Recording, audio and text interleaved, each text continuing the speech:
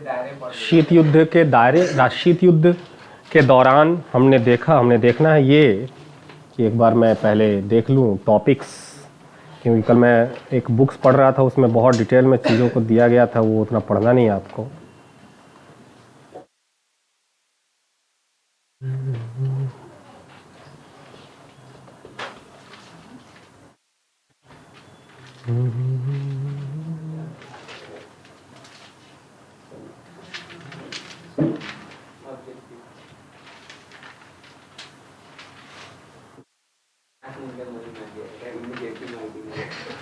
हाँ, क्या कह रहे हो? अरे वहाँ पे रखा हुआ है कॉपी, राहुल सबसे टॉपर है सच में, 38.5 आया है इसको। यहाँ पे भी लिए थे नाम, उसका कॉपी नहीं, उसमें भी हम लोग कुछ मारे थे, अच्छा खासा। तो चलिए, हमने शीत युद्ध के दायरे देख लिए, हमने ये देख लिया शीत युद्ध होता क्या है, शीत युद्ध होता क्या देख लिया था हमने। शीत युद्ध की शुरुआत कैसे होती है, कोल्ड वॉर की शुरुआत कैसे होती है, origin of the cold war हमने देख लिया था।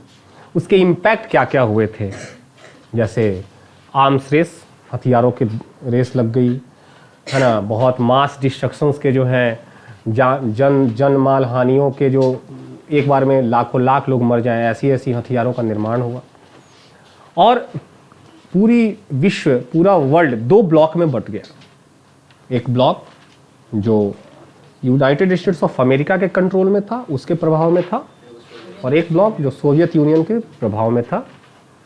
और दोनों ही, मैंने पहले भी बताया कि दोनों जो है वॉर, एक तरह जो कोल्ड वॉर का दौर रहा है वो आइडियोलॉजी का वॉर है, विचारधारा की लड़ाई है, लोकतंत्र और साम्यवाद, डेमोक्रेसी और कम्युनिज्म में। और दोनों ही ब्लॉक ये कोशिश में है कि ज़्यादा से ज़्यादा इम्पैक्ट अपने इन्फ्लुएंस को बढ़ाएं। और ये इन्फ्लुएंस तब बढ़ेगा जब ज़्यादा से ज़्यादा कंट्री इनके विचार को, इनके आइडियोलॉजी को एक्सेप्ट करेगा, सपोर्ट करेगा। अब या तो ये साम दाम दंड भेद सब कुछ अपनाते हैं, डिप्लोमेटिकली भी मनाते हैं कि मेरा तुम जो है एक्सेप्ट कर लो मेरी आइडियोलॉजी, हथियारों के दम पे डरा के भी दिखाते हैं, सपोर्ट करके आर्थिक रूप से, है ना, पैसा दे करके भी सपोर्ट करते हैं ताकि एहसान तले दबके जो है आ जाएगा। मैंने बोला ना, साम दाम दंड भेद सब अपनाएंगे। ये किन देशों के ऊपर अपनी प्रभाव को बढ़ाना चाहते हैं, अपनी इम्पैक्ट, अपनी इन्फ्लुएंस को बढ़ाना चाहते हैं? उन कंट्रीज के ऊपर जो नियो इंडिपेंडेंट है, नव स्वतंत्र राष्ट्र। क्योंकि विश्व युद्ध के बाद जब यूरोपियंस के प्रभाव कम होंगे, उनकी पावर्स कम होंगी, तो अफ्रीका है, एशिया है, इनमें जो कॉलोनी बनी हुई है, फ्रांस की, ब्रिटेन की, बेल्जियम की, जर्मन, ये सब स्वतंत्र होना, इंडिया भी उन्हीं में से था, इंडोनेशिया भी था, नहीं, ऐसे बहुत सारी कंट्रीज अफ्रीका में भी और एशिया में भी, दोनों जगह नए नए देश स्वतंत्र होंगे। अब ये देश स्वतंत्र होंगे और एक तरफ से स्वतंत्र हो रहे हैं और दूसरी तरफ से जो है दो ब्लॉक उनके ऊपर अपना इंपैक्ट जमाने की कोशिश कर रही है। कई सारे प्रभाव में आ गए। हमारे पाकिस्तान भाई साहब ज्वाइन कर लिए ना, अमेरिकन ब्लॉक ज्वाइन कर लिए देखते देखते। इंडिया ने बोला कि नहीं, मैं नहीं ज्वाइन करूँगा। इंडिया 200 साल झेल चुका था, वो जानता था कि किसी के प्रभाव में आने का मतलब क्या होगा। एक नया स्वतंत्र राष्ट्र जो तुरंत स्वतंत्र हुआ है और तुरंत किसी के प्रभाव में आ जाए, इसका मतलब देश की संप्रभुता, सोवरेनिटी खतरे में पड़ जाएगी। देश की नीतियां, देश जो कंट्रीज की पॉलिसीज हैं, वो अब उनके हाथों में रहेगा, ना कि इंडिपेंडेंट रूलर्स के हाथों में रहेगा। इंडिया पे मान लीजिए सोवियत यूनियन का प्रभाव पड़ जाता है शुरुआत में ही, तो इंडिया क्या होता, कम्युनिस्ट कंट्री होता। हम कम्युनिज्म अपना लेते हैं, तो ये डेमोक्रेसी की जो बातें करते हैं, हम किसी का आलोचना करते हैं, किसी को क्रिटिसाइज करते हैं, ये संभव नहीं होता। फिर हमारे यहाँ भी कोई किम जोंग उन होता, हमारे यहाँ भी कोई पुतिन होता, हमारे यहाँ को भी कोई शी जिनपिंग होता और सबके जुबान पे ताला लगी होती, है ना। फंडामेंटल राइट्स की जो बातें हो रही थी इंडिपेंडेंस के पहले से, फंडामेंटल राइट्स गया तेल लेने।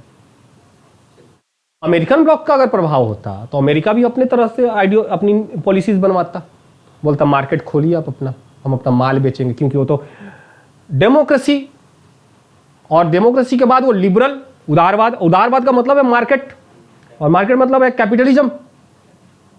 तो अभी अभी तो 200 साल कैपिटलिज्म से छुटकारा मिला, कैपिटलिज्म से, शोषण से ब्रिटेन के, फिर से अमेरिका आ जाता, अपना प्रभाव दिखाता, यहाँ के रिसोर्सेज को का एक्सप्लोटेशन करता है, रिसोर्सेज को निकाल के ले जाता।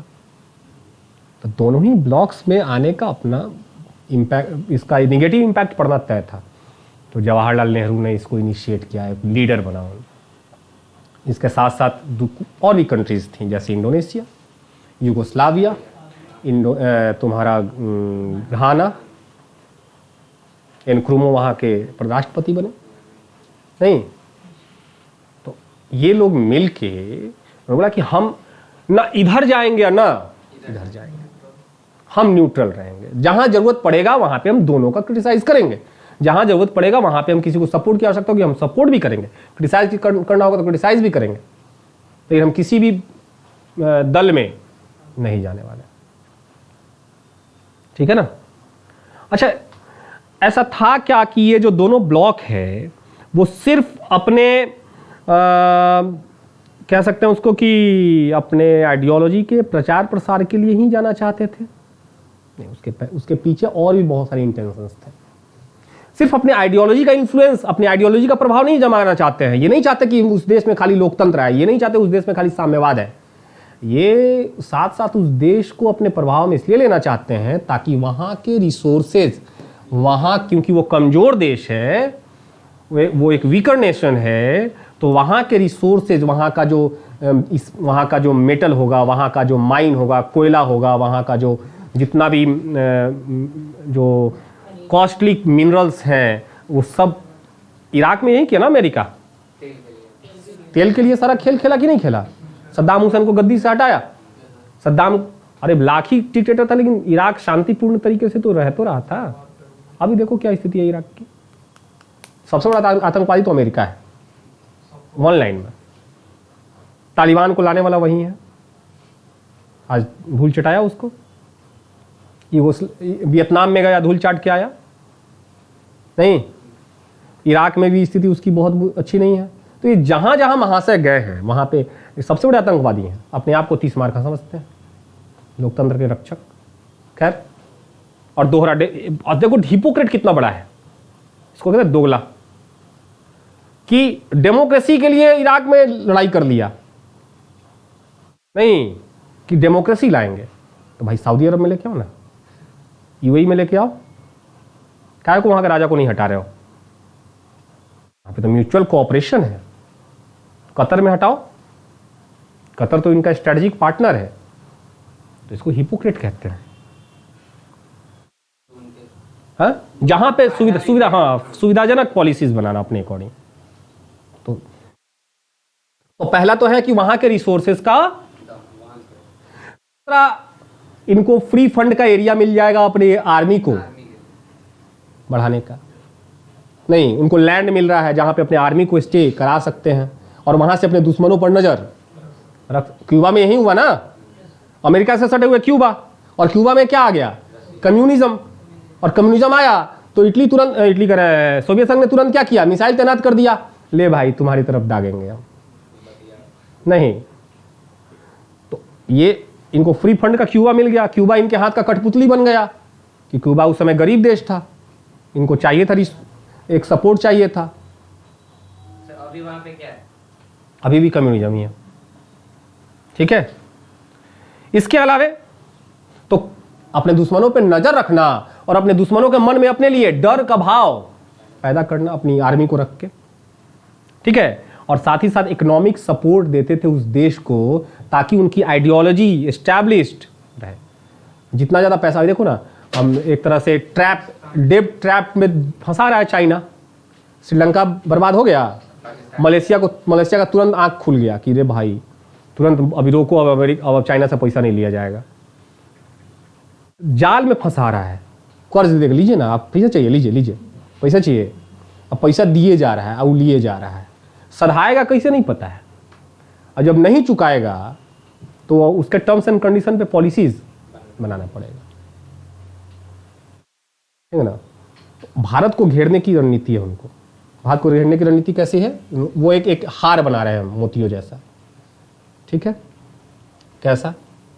अब यहाँ पे श्रीलंका को कर्ज दे दिया, यहाँ पे अभी तो मालदीव में इंडिया सपोर्टेड गवर्नमेंट है, एक तरीके से इंडिया को सपोर्ट करती है वो गवर्नमेंट। इसके पहले जो गवर्नमेंट थी वो एकदम चाइना के सपोर्ट में थी, तो मालदीव को खूब सारा दिया था पैसा। अभी भी मालदीव एक तरह से डेट ट्रैप में है, जाल में फंसा हुआ है, कर्ज के जाल में। इधर पाकिस्तान हो गया, नहीं, उसके बगल में ईरान हो गया, अच्छा इधर म्यांमार हो गया,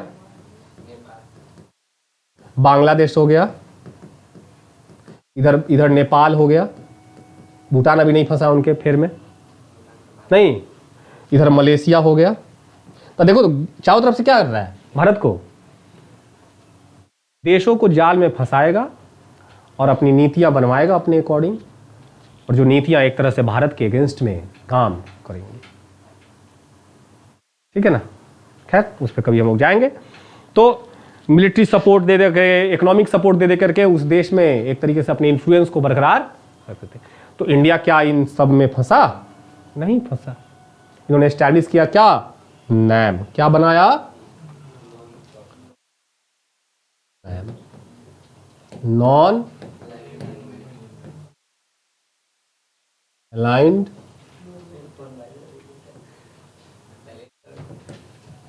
जो आज भी है 120 देशों का ये एक संस्था है जो नाम का है। अब इसका कोई अब मतलब सही में नाम का है। नाम का ही है, क्योंकि अब अमेरिका, भारत पूरी तरह से झुका है अमेरिका की तरफ, नहीं, और रसिया से भी दोस्ती गांठने की कोशिश में। अब रसिया जानता है कि इंडिया झुका हुआ है अमेरिका की तरफ, तो वो पाकिस्तान से दोस्ती गांठ लिया है। और जो हथियार भारत को सप्लाई किया है वही हथियार धीरे धीरे सप्लाई कर रहा है पाकिस्तान को, ठीक है। अभी डील किया है हेलीकॉप्टर का, जो हेलीकॉप्टर यहाँ पे सप्लाइड है वहाँ पे सप्लाइड है। बड़ा ये रोचक खेल है भाई इंटरनेशनल रिलेशन। अगर पॉलिटिकल साइंस में आपको इंटरेस्ट है ना, आप इंटरनेशनल रिलेशन में मास्टर्स कीजिए, बड़ी इंटरेस्टिंग चीज़ है। रियलिस्ट वर्ल्ड को आप पाला पड़ेगा, खाली रोज आप रिसर्च ही कीजिएगा किस देश के साथ क्या है, किस देश के साथ क्या है। और जॉब स्कोप है, जॉब है, बहुत बड़ी रिसर्च इंस्टीट्यूशन में आपको हायर करते हैं। अलग चीज़ है ये, master in political science and international relation है, masters in political science and international relation है। इसमें सिर्फ आप इंटरनेशनल रिलेशन पढ़ते हैं। हर कोई देश अगर पॉलिसी, अमेरिका आज कोई पॉलिसी अनाउंस करता है ना, तो आपका काम ये होगा कि इस पॉलिसी के पीछे के क्या हाँ उसको खोलना, उसके धागे परत खोल के रखना, अमेरिका क्यों लेके आया, ठीक है। और ये इसमें बड़ा मज़ा आता है, ठीक है, कि नीतियाँ, क्योंकि कोई भी देश नीतियाँ ऐसे ही नहीं बनाती हवा में, उसके पीछे बहुत सारी बातें होती हैं, ठीक है। तो नैम हमने नॉन अलाइंड मूवमेंट, इसके नेता कौन कौन थे बताइए जरा, नेता बताइए जरा सा। पहला तो है नैम, पहला लीडर कौन है? जवाहरलाल नेहरू।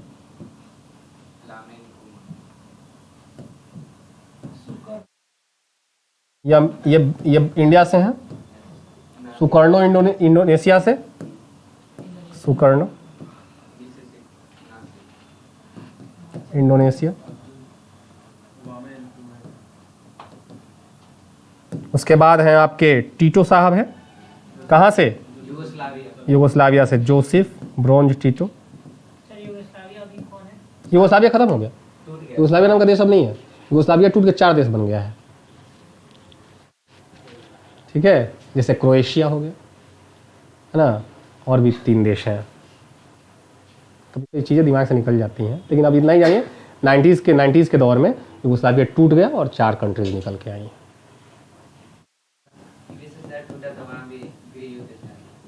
ठीक है, हाँ। तो ये हैं आपके यूगोस्लाविया के।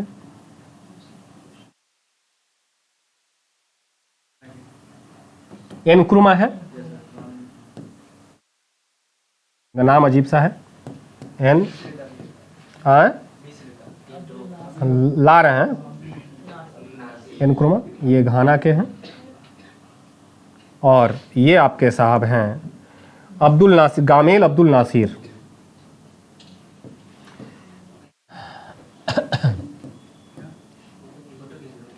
ये आपके हो गए इजिप्ट के। ठीक है क्या?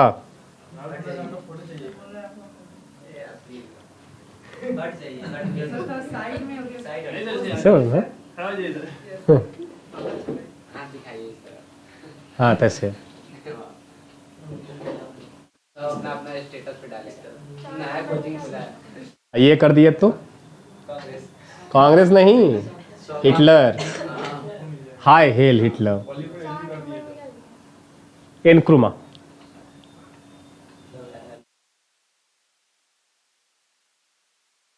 इधर 4-5 दिन छुट्टी मना लिए, फिर इधर 4-5 दिन छुट्टी में ही रहेंगे।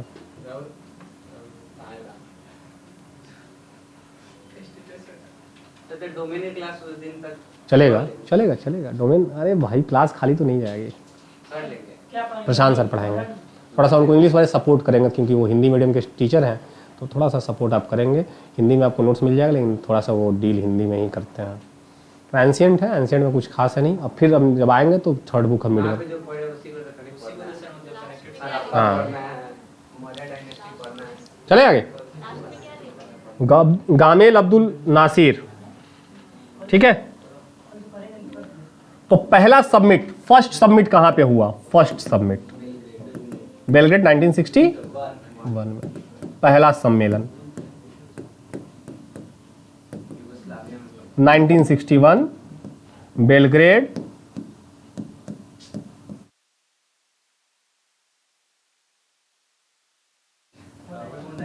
ठीक है। और टोटल कितने मेंबर्स थे इस समय? टोटल मेंबर्स थे 25। टोटल मेंबर्स थे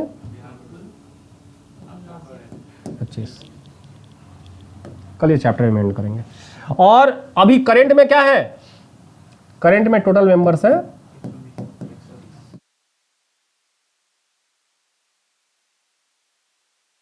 120 और 17 ऑब्जर्वर्स कंट्रीज हैं।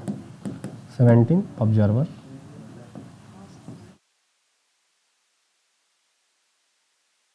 तो एक पॉपुलर इंटरनेशनल मूवमेंट बन गया।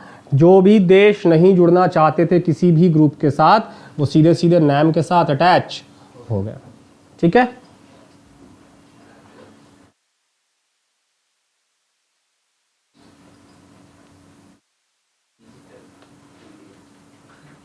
तो इसमें अब कोई प्रश्न पूछ दे कि क्या ये न्यूट्रलिटी थी? क्या ये एक तरह से अपने आप को दोनों ग्रुप से अलग रखना था? नहीं, या दोनों ग्रुप से अलग रखना नहीं था कतई। ये बस उनकी नीतियों को नहीं मानना था। अगर कोई अच्छी नीतियां बनाता था तो वो सपोर्ट भी करते थे, और कोई जो है किसी देश के ऊपर हमला कर दिया बिना लॉजिक के तो उसको क्रिटिसाइज भी करते थे। ये इंटरनेशनल ऐसा नहीं था कि इंटरनेशनल मैटर्स से अपने आप को अलग रखे हुए थे कि क्या घट रहा है उन दोनों में हमको उससे मतलब नहीं है। मतलब रखते थे ये। जैसे कोरियन वॉर में नैम ने सबसे बड़ी भूमिका निभाई। जो बाउंड्री बना 38 पैरेलल, वो ड्यू टू द नैम, और उसमें सबसे प्रमुख भूमिका थी जवाहरलाल नेहरू के। तो नैम जो है अपने आप को टोटली इंटरनेशनल अफेयर से, इंटरनेशनल मैटर से, अंतर्राष्ट्रीय मुद्दों से अलग नहीं किया। बस बात यह थी कि ना ये इस ग्रुप में गए ना ये इस ग्रुप में गए। इन्होंने एक थर्ड ग्रुप बनाया जिनको मतलब था कि ये दोनों ग्रुप क्या कर रहा है। अमेरिका का ग्रुप क्या कर रहा है, रसिया का ग्रुप क्या कर रहा है, इनसे ये ताल्लुकात रखते थे। उस पर ये जो है अपना, हाँ ये है कि ये भी एक तरह से हिपोक्रेट्स थे। जहां पे बोलना था वहां पे नहीं बोला कई बार। हाँ ठीक है। जैसे अमेरिका का वियतनाम पे लड़ाई, नैम ने उसमें कुछ भी नहीं किया। ठीक है। तुम्हारा सोवियत संघ का 1979 में अफगानिस्तान पे लड़ाई चढ़ाई है ना, नैम ने कुछ नहीं किया उसमें।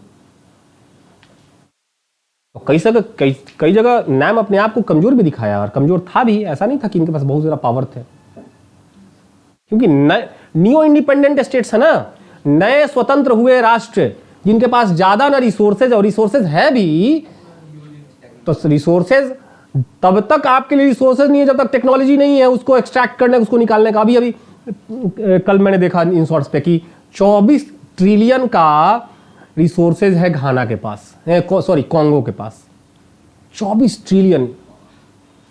अभी तो 14 ट्रिलियन का इकोनॉमी अब जाके बना है चाइना। ठीक है, तो 24, लेकिन उस 24 ट्रिलियन के रिसोर्सेज को एक्सट्रैक्ट करने का टेक्नोलॉजी नहीं है और आपस में लड़े भिड़ रहे हैं। कबीलाई सिस्टम है वहां पे, सब कबीला आपस में लड़ मर रहा है। तो देश को और प्रोस्परस बनाने के बदले वो खून मार्केट में ज्यादा बिजी है। किसके? ये तो पास, जैसे G20 में कैसे पास होता रहता है, जैसे इस साल इंडिया के पास प्रेसिडेंटशिप है वैसे ही पास होता रहता है। फर्स्ट में बेलग्रेड में शायद ये थे टीटो साहब थे, टीटो। जिस देश में होगा वहीं होगा। ठीक है, अब आते हैं कि न्यू इंटरनेशनल इकोनॉमिक ऑर्डर क्या था। ठीक है, आपको पता है कि बहुत सारे इंटरनेशनल ऑर्गेनाइजेशंस बने। यूएन जब यूनाइटेड नेशन की एस्टैब्लिश्ड हुई, यूनाइटेड नेशन सिर्फ इकलौता ऑर्गेनाइजेशन ही था। यूनाइटेड नेशन के अलावे भी कई सारी ऑर्गेनाइजेशंस बनी, जैसे यूनिसेफ, जैसे WHO, जैसे WTO बाद में बनेगी, या अंकटाड, या बहुत सारी ऑर्गेनाइजेशंस का फॉर्मेशन हुआ है। ठीक है, हाँ ठीक है। तो टॉपिक दे दीजिएगा, न्यू इंटरनेशनल इकोनॉमिक ऑर्डर।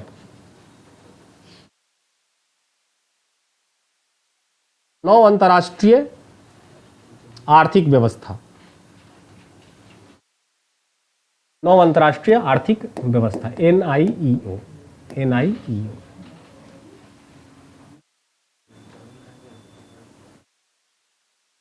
व्यवस्था।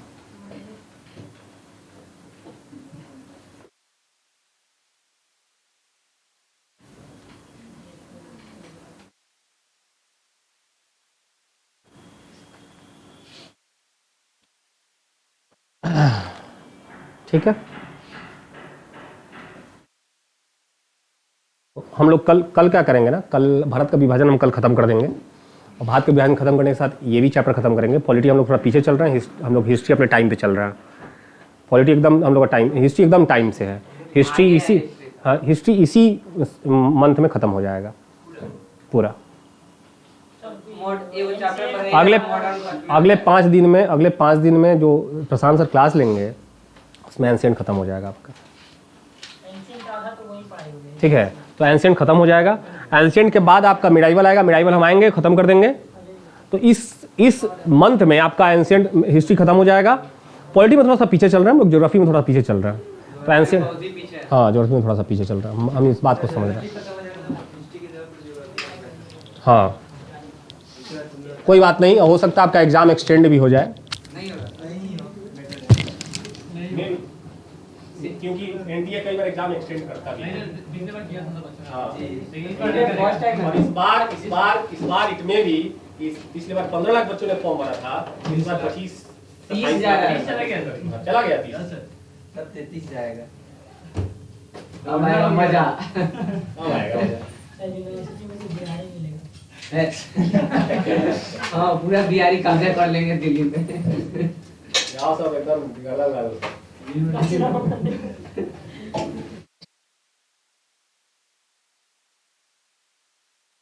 7 दिन जब एकदम बीच में गैप जो हो गया ना, बहुत लंबा गैप हो गया, बहुत लंबा। ऐसा ये दिन भी ऐसा आ गया, थकावट लग रहा है।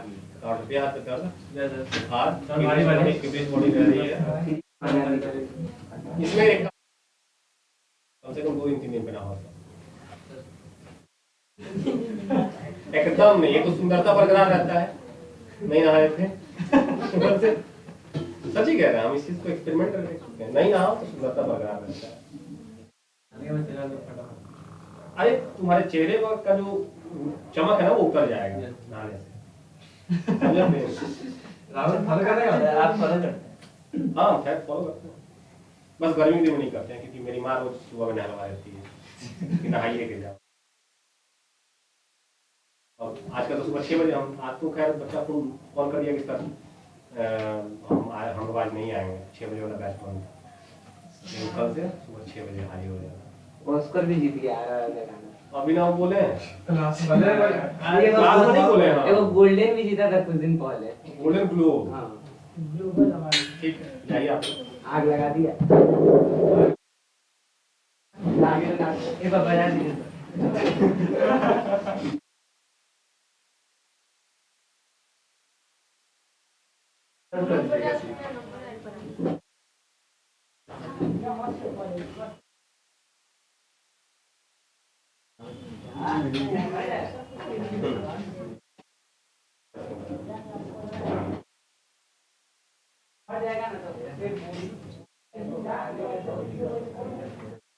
फॉर्म फिलअप हो गया? ओके, रिकॉर्डिंग रोकी नहीं।